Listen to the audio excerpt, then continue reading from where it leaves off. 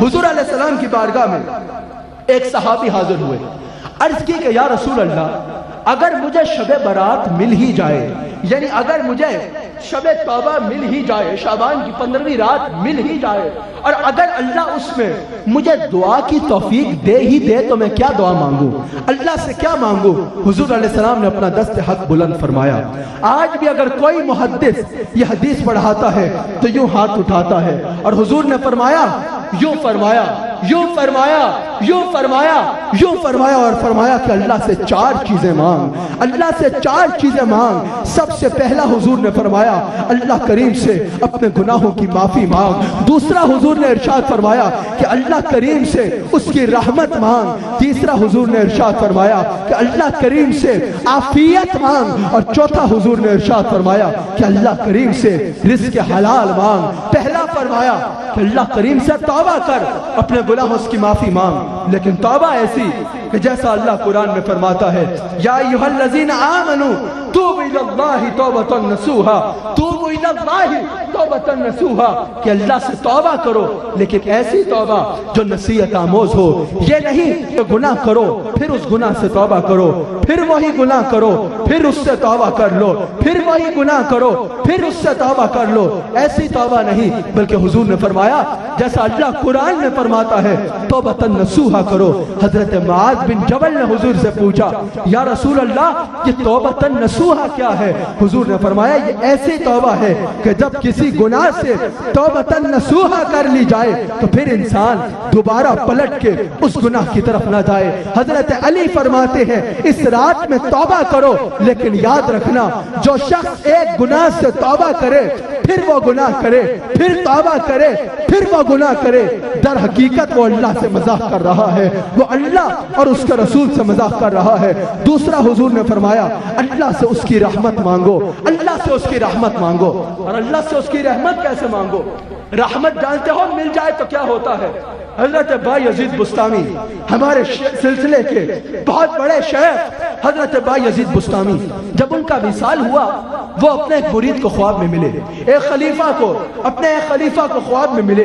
اس نے پوچھا حضور آپ کے ساتھ کیا ہوا، آپ کے ساتھ کیا معاملہ ہوا، اللہ نے کیا پوچھا، کیا سوال و جواب ہوئے؟ حضرت بایزید نے فرمایا اللہ نے میرے سے ایک سوال کیا، میں نے ایک سوال کا جواب دیا، اللہ نے میرے سے دوسرا سوال ہی نہ کیا اور مجھے پار فرما دیا، مجھے پار فرما دیا، مجھے پاس فرما دیا۔ خلیفے نے پوچھا، مرید نے پوچھا حضور وہ سوال کیا تھا؟ حضرت بایزید بستامی کہتے ہیں کہ جب میں اللہ کے حضور پیش ہوا، جب میری روح نکلی، میری اللہ کے حضور پیشی ہوئی، اللہ نے پوچھا بایزید کیا لایا ہے؟ میں نے کہا یا اللہ جب فقیر بادشاہ کے دربار میں آتا ہے تو کچھ لے کے نہیں آتا، خالی ہاتھ آتا ہے اور لینے کے لیے آتا ہے۔ یا اللہ فقیر جب بادشاہ کے پاس جاتا ہے تو کچھ دینے نہیں جاتا بلکہ کچھ لینے جاتا ہے۔ یا اللہ بایزید تیرا فقیر ہے اور تجھ سے رحم کی بھیک لینے کے لیے آیا ہے۔ اللہ نے فرمایا تو نے میرا رحم پہ توقع رکھی، جا میں نے تیری ساری عبادت کو قبول فرمایا۔ نعرہ تکبیر، نعرہ تکبیر، نعرہ رسالت، نعرہ رسالت۔ اللہ سے رحم مانگو اور اس کے رحم پر پھر ایسی ہی امید رکھو۔ اللہ کے حضور علیہ السلام ارشاد فرماتے ہیں، حدیث قدسی ہے، اللہ کریم ارشاد فرماتا ہے کہ میں حضور کے آنے کے بعد دنیا والوں پر عذاب دینا بند کر چکا ہوں، عذاب نہیں دیتا۔ اگر میں اب زمین پہ عذاب دینے کا ارادہ فرماؤں تو سب سے پہلے اس کو عذاب دوں جو میری رحمت سے نا امید ہو چکا ہے، جو میری رحمت سے نا امید ہو چکا ہے۔ اور جب اللہ کے رحم مانگو اور اس کے رحم پہ یقین رکھو تو پھر بیڑا پار ہو جاتا ہے۔ حضور علیہ السلام رونق افروز ہے۔ ایک اعرابی حضور کی بارگاہ میں آتا ہے، عرض کرتا ہے کہ یا رسول اللہ قیامت کے دن حساب کون لے گا؟ حضور میں بہت گناہگار ہوں، ذرا مجھے بتائیے کہ قیامت کے دن میرا حساب کون لے گا؟ حضور نے فرمایا قیامت کے دن حساب اللہ لے گا۔ قیامت کے دن کون حساب لے گا؟ اللہ حساب لے گا۔ حضور سے اس نے سوال کیا یا رسول اللہ وہ اللہ جو کریم ہے؟ حضور نے فرمایا ہاں وہی اللہ۔ یا رسول اللہ وہ اللہ جو رحمان ہے؟ حضور نے فرمایا ہاں وہی اللہ۔ یا رسول اللہ وہی جو فرماتا ہے کہ انی انا الغفور الرحیم، وہی اللہ؟ حضور نے فرمایا ہاں وہی اللہ۔ وہ اٹھا اور روایات میں آتا ہے حضور کے سامنے رقص شروع کر دیا، رقص شروع کر دیا۔ حضور نے فرمایا یہ کیا کر رہا ہے؟ کہا سرکار آیا تو بہت فکر میں تھا لیکن اب بے فکرہ ہو گیا ہوں۔ اس کی وجہ یہ ہے کہ آپ ہی تو کہتے ہیں کہ وہ کریم ہے، کریم تاجروں کی طرح تولتا نہیں ہے بلکہ توبہ کرنے والے کو معاف کرتا ہے۔ سرکار اگر وہ حساب لے گا تو میں بخشا جاؤں گا، بخشا جاؤں گا۔ اگر وہ رحمان حساب لے گا، اگر وہ رحمان حساب لے گا تو میں بخشا جاؤں گا۔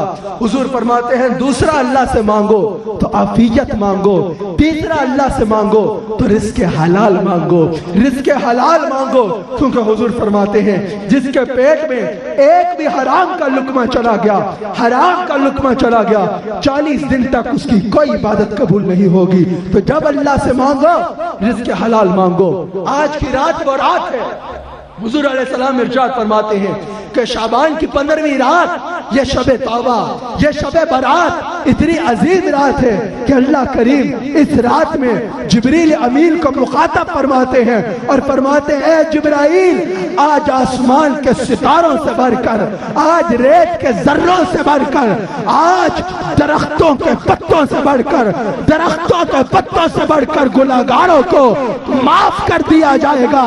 آج درختوں کے پتوں سے بڑھ کر، ریت کے ذروں سے بڑھ کر، آسمان کے ستاروں سے بڑھ کر جہنمیوں کو جنت میں داخل کر دیا جائے، جہنمیوں کو جنت میں داخل کر دیا جائے۔ اور آج کی رات توبہ کی رات ہے، آج کی رات خشیت الہی کی رات ہے، جیسا اللہ کریم قرآن کریم میں سورہ الحدید میں ارشاد فرماتا ہے، سورہ الحدید کی آیت نمبر 16 میں ارشاد فرماتا ہے کہ کیا ایمان والوں پر ابھی وہ وقت نہیں آیا کہ ان کے دل خشیت الہی سے کانپ اٹھے اور وہ اللہ سے توبہ کر لے، اللہ سے توبہ کر لے؟ کیا ایمان والوں پر ابھی وہ وقت نہیں آیا کہ ان کے دلوں میں خوف خدا آ جائے؟ آج اگر کوئی ایک رات عبادت کر لے، آج اگر کوئی 4 نفل پڑھ لے تو وہ سمجھتا ہے اب تو مجھے خوف کی ضرورت ہی نہیں ہے، اب تو میں جنت کے دروازے پہ اپنا نام لکھایا ہوں، اب تو میں جنت میں پلاٹ خرید کے آ گیا ہوں، اب مجھے کوئی خوف نہیں ہے۔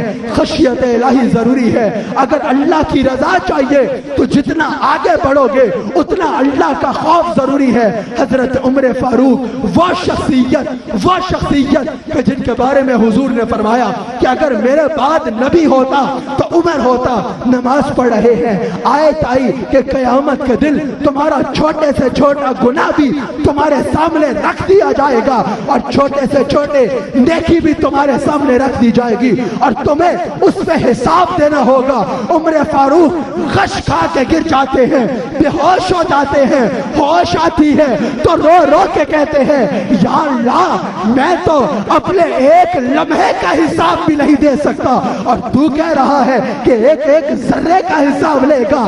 تڑپ کے کہتے ہیں کہ کاش عمر پیدا ہی نہ ہوتا، کاش عمر ایک تنکا ہوتا کہ اس کو اللہ کے حضور پیش نہ ہونا پڑتا، اللہ کے حضور جواب دینا ہونا پڑتا۔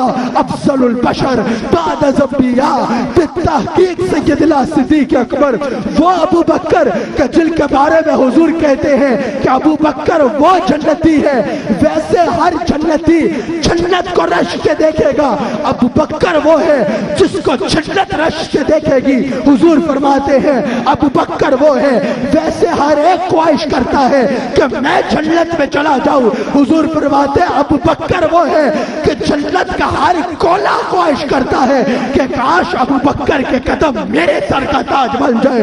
حضور فرماتے ہیں ویسے ہر شخص جنت میں جا کے خوش ہوگا، ابو بکر وہ ہے کہ جب ابو بکر جائے گا جنت ابو بکر کا استقبال کرے گی اور جنت کا پتا پتا جھومے گا کہ ابو بکر آ گیا ہے، ابو بکر آ گیا ہے۔ جنت جنت کا ابو بکر مرحبا مرحبا کی صداؤں سے جنت ابو بکر کا استقبال کرے گی۔